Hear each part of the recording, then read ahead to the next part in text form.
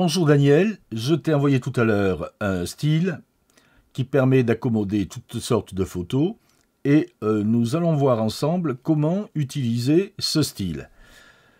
Donc là j'ai un montage synchronisé, mais je reste en mode vue pour les opérations qui vont suivre, parce que d'abord je vais vouloir appliquer ce style à toutes les vues, mais bien sûr, il faut prendre certaines précautions suivant les vues.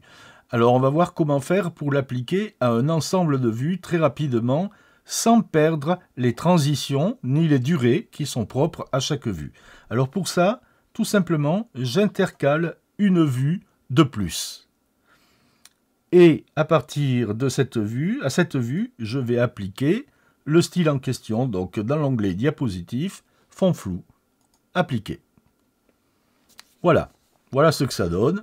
Bon, on voit que ça s'adapte à toutes les images.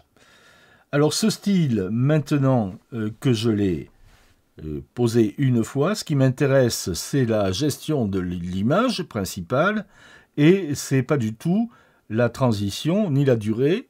Je veux conserver les transitions et les durées existantes.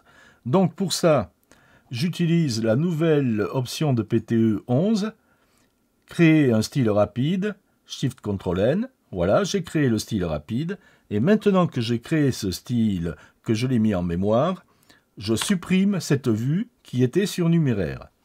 Et le style en question, eh bien, je peux l'appliquer là, sur un ensemble de vues, donc tu remarques les durées, 2 secondes et demie, 1 et demie, c'est pas les mêmes transitions. Durée de la vue, 50 secondes, 27 secondes, 31 secondes, 16 secondes. Eh bien, maintenant, je fais CTRL-SHIFT-Q, ou SHIFT-CTRL-Q, c'est pareil, et voilà, j'ai appliqué le style à toutes ces vues. Je peux donc sélectionner toutes les vues de mon montage et appliquer le style en une fois. Simplement, si je fais ça, s'il y a des zooms dans l'image ou s'il y a des images composées de plusieurs objets, je vais perdre ces objets. Donc il faut le faire rapidement, mais avec un peu de prudence, sinon, bien sûr, ça va faire n'importe quoi. Mais on voit que c'est très facile, on regarde les photos une à une, on dit bon, celle-là, il n'y a pas d'animation, il y a qu'une seule vue principale, ça va marcher très rapidement.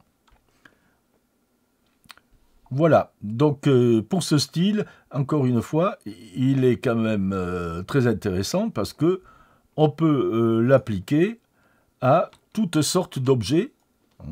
Je prends ça ici et je fais Shift-Ctrl-Q, voilà.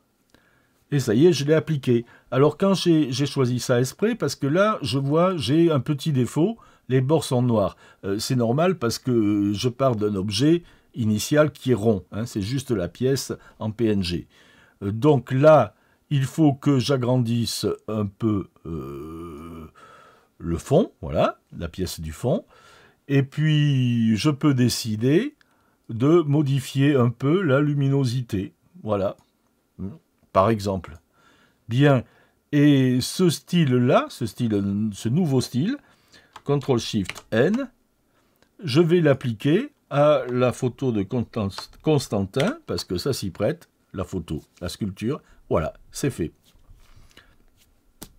Et voilà, hein, et donc on voit, ça marche vraiment avec toutes les images, quel que soit leur format. Bon, je regarde si j'en ai pas d'autres. Non, moi, j'ai des formats bizarres, mais sans trop. Voilà.